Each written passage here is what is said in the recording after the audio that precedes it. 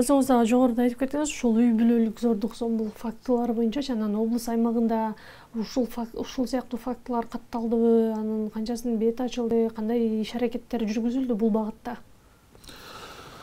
Бул боюнча бизде азыр эң көйгөйлүү ушул болуп атат да, мынакей үй бүлөлүк зомбулук фактылары. Былтыркы жылы мисалы 170 болсо, былтыркы жылы, быйылкы жылы бизде 114 болсо, быйылкы жылы 170, бизде ушу былтыркыга караганда да быйыл өсүп кетти, да 56 фактыга өсүп кетти.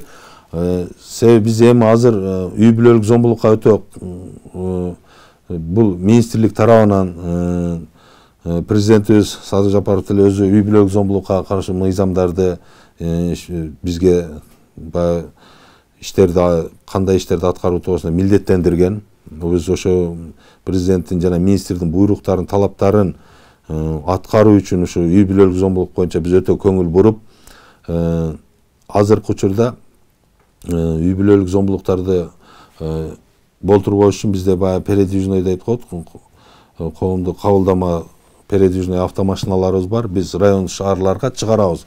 Ошол группаны чыгарып, ошол айылдарды баягы келе албай, мисалы запкы жеп, үйүндө күйөөсүнүн же бир тууганын колунда запкы жеп бара албай коркуп отургандар болсо, биз айланып, коомдук алдын алуу борборлору менен биргелик ушундый иштерди жүргүзүп, арыздарды өз жерлеринде барып алып, бул боюнча эми азыр биз катталган материалдарды тергөө бөлүмүнө өткөрүп беребиз.